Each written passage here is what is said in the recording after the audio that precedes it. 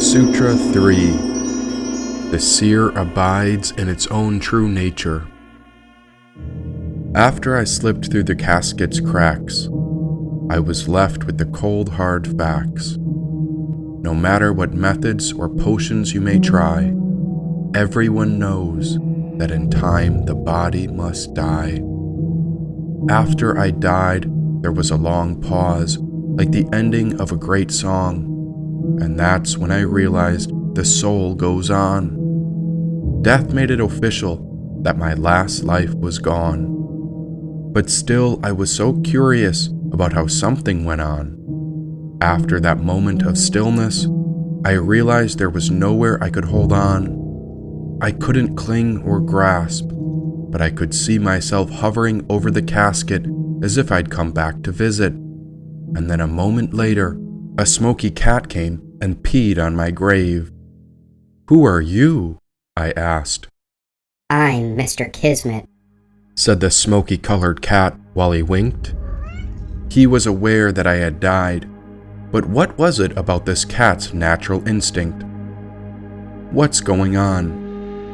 Mr. Kismet waited. He seemed to be interested in sniffing the spiritual air.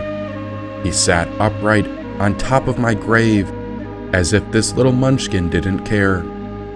"You died," said a man's voice. Why, it sounded like this person was right by my side. "Where am I?" "You're in between. This is the rejoining with your spiritual tribe.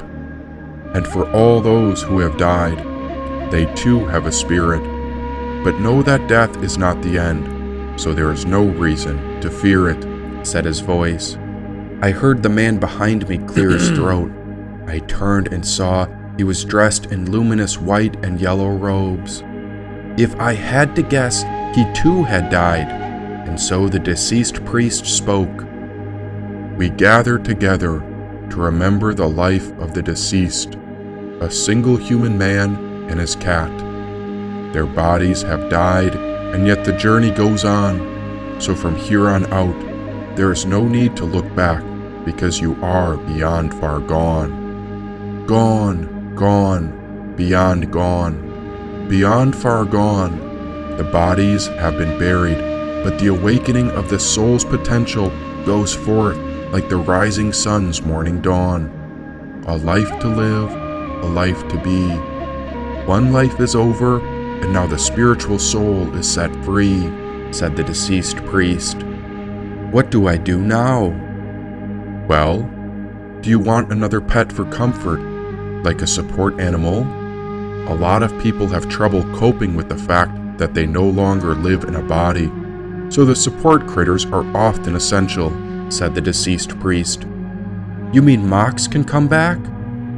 "She's gone from that body, but I'm sure her spirit will be back. For now, she's got her own life path. But how about one of these cats?" said the deceased priest. A moment later, we appeared in a shelter. The gravesite was gone, and we were in some animal center. Cages upon cages, all filled with cats and dogs. I saw ferrets, rabbits, birds, and hogs. "Well, what'll it be?"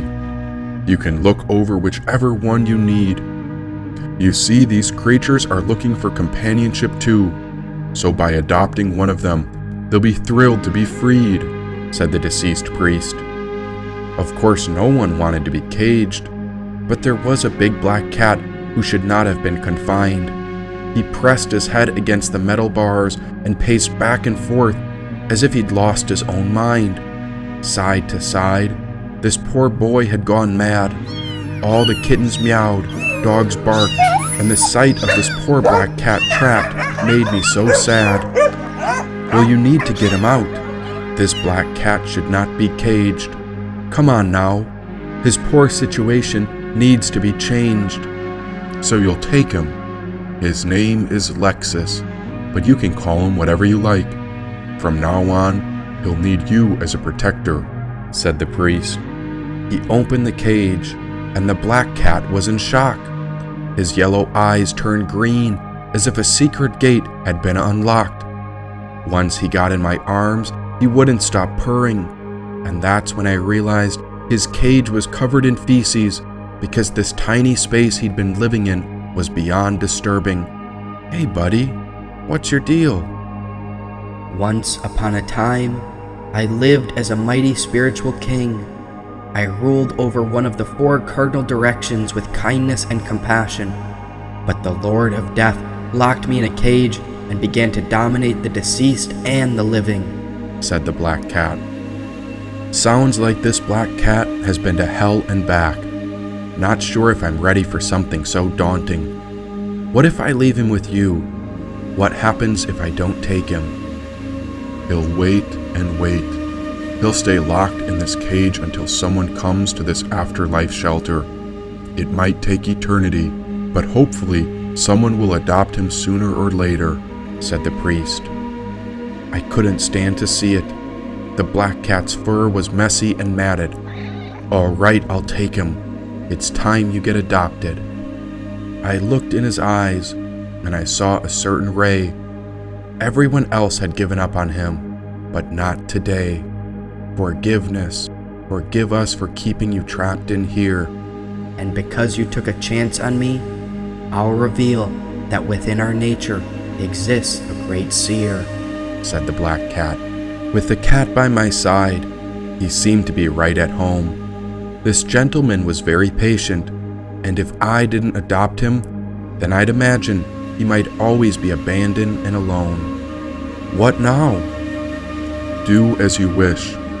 The space after death lasts about 49 days.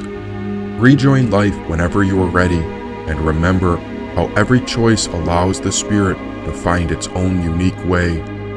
As for this next adventure, now that you've been blessed by death, you may face illusions or even terrifying deities, and if you're looking for advice, then there are a few things I'd suggest, said the deceased priest.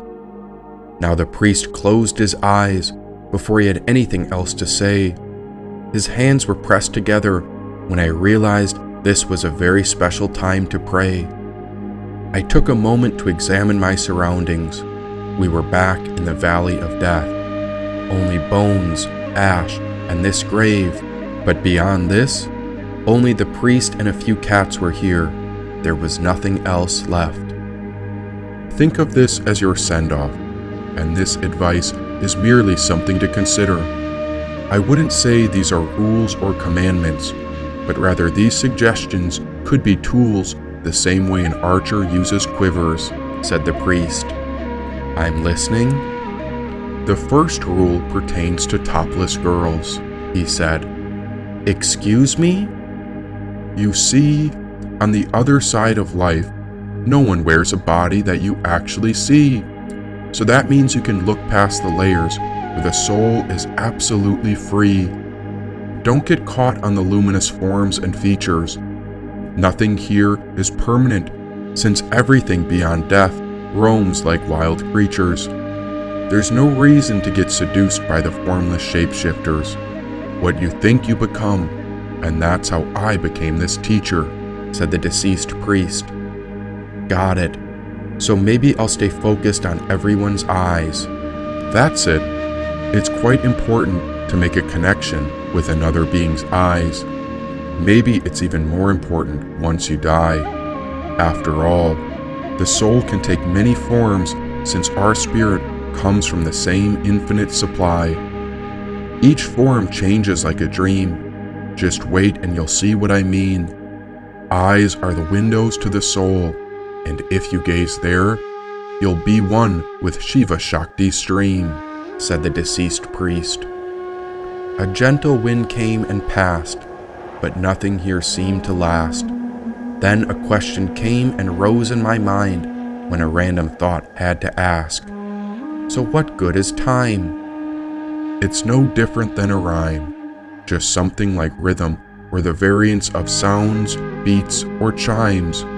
It's a measurement of sorts, but beyond death, we touch infinity. You might be overwhelmed by all of this spaciousness at first, but just give it some time, and then you'll see things differently, said the priest. Give it some time, eh? And once you give it enough time, you'll realize it's always right now. You see, life and death are a lot like a party. That brings us to suggestion number 2. You'll need to find a snack gal or guy to bring along in your crew, said the deceased priest.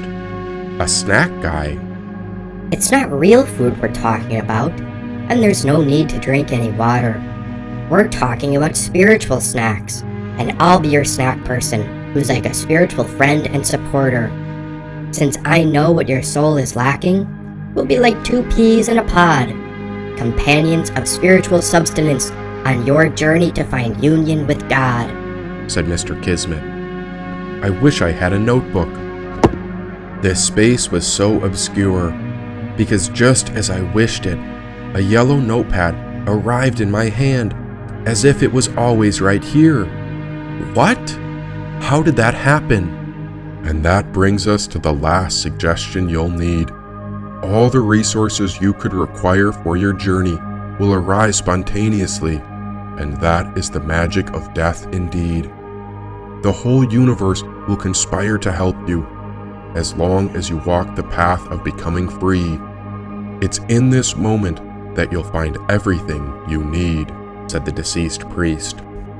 And how will I know what's right? What if I wish for something wrong that I don't need? What if I get stuck in my own mind and I don't know how to proceed? That's why you've got 2 cats to help you, but it's still up to you alone. Upon the death of yet another good man, we bury the old weight you once called your body and bones. Now you live like a grain upon the desert, tumbling over the great mother we call Earth. All you can really do is stay out of your own way. Let the winds of heaven guide you as you begin for this next birth. A life to live, a life to be. The old body had to die, and this way you continue where our soul is set free. Go where you must, do as you may. Remember to greet each moment like the dawn. Bow, pray, be reverent, and don't forget that even after death, whatever we think only manifests when it becomes the words that we actually say. But here there is no real material, nothing to cling to, and nowhere to grasp. The dream of reality manifests much more quickly, since death is like a great opportunity to expedite the soul upon the spiritual path, said the deceased priest. Holy shit, I spoke out. I shit you not, I did not expect this. For right as I said those words, both cats squatted down and took a shit. Well, what do you make of it? Asked the deceased priest. So did I die, or did I quit? Neither, if I must admit, said the deceased priest. I don't get it. Sit, he said. What? Please be seated, said the deceased priest. The myth of death began to take a toll on my mind. I could see myself kneel over my dead body, where that old past life was confined. I took a look around, and the only other thing here beyond the priest and the cats was a white horse. This spacious quality could spontaneously produce delusions and coincidences out of thin air, and so of course it made no sense that there'd appear a white horse. A reading from Psalms 45 and 46. My heart is stirred by a noble theme. I say, my song is about a king. The tongue is the pen of a skillful writer. You are excellent of men, and gracious speech flows from your lips. That is why God has blessed you forever. Bind your sword on your side, you mighty protector. Clothe yourself with dignity and splendor, and in your majesty go on to victory. Ride in the cause of truth and humility and righteousness, and your right hand will accomplish awe-inspiring things. Your arrows are sharp, making nations fall before your feet. They pierce the hearts of the king's enemies. God is your throne forever and ever. The scepter of justice will be the scepter of your kingdom. You love righteousness and despise wickedness. That is why God, our God, has anointed you with the oil of triumph more than your companions. All your garments are scented with myrrh and sandalwood and dragon's blood. From the grand ivory palace, stringed instruments make you rejoice. The daughters of kings are among your ladies of honor. The royal consort has taken her stand at your right hand, adorned in the gold of Ophir. Listen, O wind horse, pay attention and incline your ear. Forget your people and your father's house.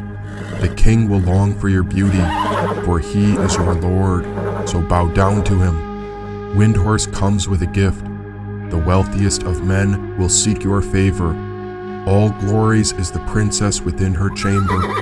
Her clothing is adorned with gold. She will be brought to the king in richly woven threads. The pure companions following her are brought in before you, led in with joy and gladness. They will enter into the king's palace. Your sons will take the place of your forefathers. You will appoint them as princes in all the earth. I will make your name known throughout all generations to come. That is why people will praise you forever and ever, said the deceased priest. What is he saying that for? I whispered to the cat called Mr. Kismet. God is our refuge and strength, a very present help in trouble. Therefore we will not fear, though the earth gives way and the mountains quake with their surging. There is a river whose streams make glad the city of God, the holy place where the Most High dwells. God is within her. She will not fall. God will help her at the break of day. Nations are in uproar. Kingdoms fall. He lifts his voice. The earth melts. The Lord Almighty is with us. God is our fortress. Come and see what the Lord has done, the desolations that have been brought to the earth. He makes war cease to the ends of the earth. He breaks the bow and shatters the spear. He burns the shields with fire. He says, "Be still and know that I am God. I will be exalted among the nations.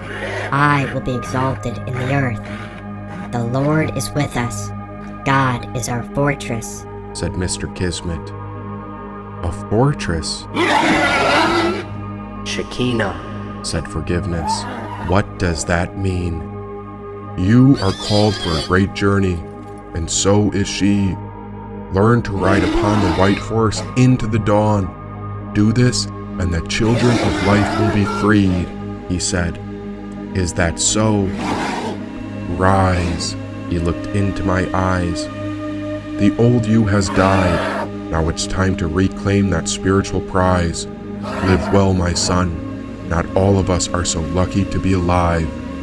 He handed me the blue book, the book I just died with. But by some miracle, I felt alive, as if the soul had come to persist. And I'm not sure I believe any of this. The big black cat ran off with the other cat named Mr. Kismet, and they seemed to be playing together. But I'll never forget the cage he came from. If someone didn't let him out, he might be locked in there forever. Then the cat named Forgiveness chased something, and I think he caught a creature that slithered.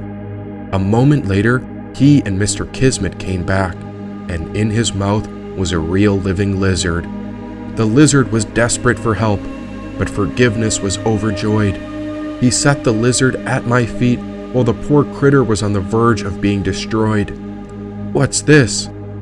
I picked up the black cat, then I shooed the lizard away. We don't need any more dying. Not today. And so Forgiveness let out a sad meow. Now he began to mope. His eyes turned yellow, and so Forgiveness spoke. I've been stuck in a cage all my life, and I finally did something right? When will you realize that death is not wrong, but rather death leads us back to life?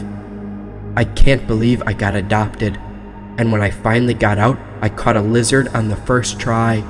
I give it to you as a present and offering, but you release it back into the wild? Oh my, I suppose not everyone understands the power that comes after we die. Forgiveness sighed. He was a very wise cat, and him and Mr. Kismet appeared to be something like old pals. I don't know what Mr. Kismet was doing here. For all I knew, he could have come from a spaceship the way he meowed. "Now what were you saying?" asked the deceased priest. "I'm not sure if I believe this." "Soon you will remember that life in a body is a great voyage. It's something the soul will come to miss. But this? Why, this journey after death is not something we can resist. Follow the sutras in this book and you'll find the way. Do not depart from that which is true, since in time only the truth will remain. From cover to cover, these sutras are the way. Reflect on them one after the other, and do not be afraid. You are called to ride this white horse. It is up to you to tame her." And so the third sutra states, "The seer abides in its own true nature." He paused. Before my feet appeared a crystal pool, and on the surface was a divine mirror. When I looked into the water, I saw the world was at war. But what did he say about the seer? "The self. You are the true seer. You are not the body nor the mind. You are the spiritual soul, so we call you the seer. You always see your mind and body acting in front of you. You know that the mind creates thoughts. It distinguishes and desires. The seer knows this, but is not involved in it because the soul does not expire. Now, to understand that eternal peaceful you, the mind must get quiet. Otherwise, it seems to distort the truth. If I explain this through an analogy, you'll be able to see this for yourself, since you are the seer who wants to experience itself," he said. "How? Even in the case of your physical face. If I ask if you have ever seen it, you have to say no, because it is the face that sees. The face itself is the seer of the object. What it sees in the mirror is its image, the scene or the object. If a mirror is corrugated, curved, concave, or convex, will you be able to see your true face? No. It will appear to be awful, too big, too high, or full of waves. Will you be worried seeing this? No. You will immediately know something is wrong with the mirror. You are seeing a distorted reflection. Only if the mirror is perfectly smooth and clean will it give you the true reflection. Only then can you see your face as it is. In the same way, the seer, or true you, reflects in the mind, which is like a mirror. Normally, you can't see the true self because your mind is colored. If the mind is dirty, you say, "I am dirty." If it's all polished and shining, you say, "I am beautiful." That means you think you are your reflection in the mind.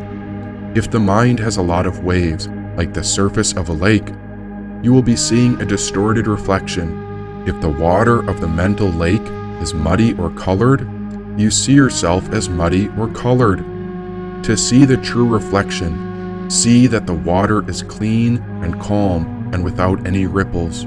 When the mind ceases to create thought forms, or when the chitta is completely free from vrittis, it becomes as clear as a still lake, and you see yourself as the true seer, he said. As I heard this analogy, I turned to ask, does that mean the seer misunderstands itself, or has forgotten itself? Not quite. The seer can never misunderstand nor forget itself, since we are talking on the level of the reflection. If the reflection is distorted, so the seer appears to be distorted. The true you is always the same, but you appear to be distorted or mixed up within the mind. By making the mind clear, pure, and great, you feel you have gone back to, or you appear to have gone to your original state, said the deceased priest.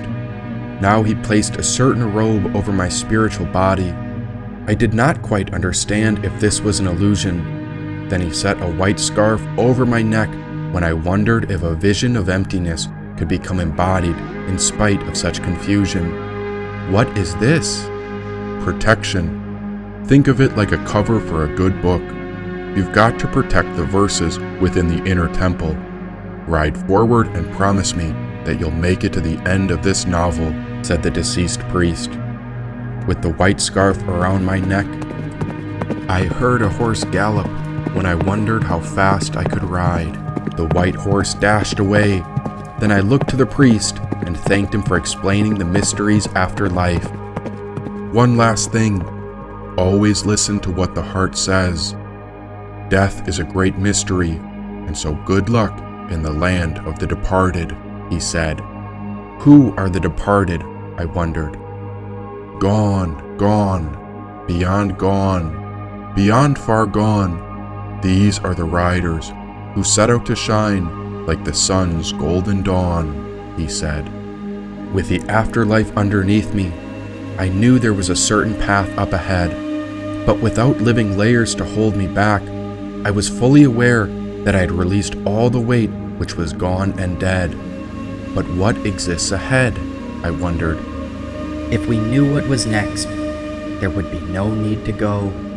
There is a reason you were called to ride upon the white horse, and in time, I'm sure this is what we will discover and know. If the future is a place we have not yet been, then how could we know what's ahead? Come back to the present and follow the sutras. Mr. Kismet and I will guide you as we journey through the land of the dead, the black cat named Forgiveness said. And the deceased priest said that the seer abides in its own nature. Is that right? Yes, that is the third sutra. Now are you ready for the fourth? Said Forgiveness. Of course. Then go on. We must follow the gallop of the white horse, said Forgiveness. Forward, said Mr. Kismet.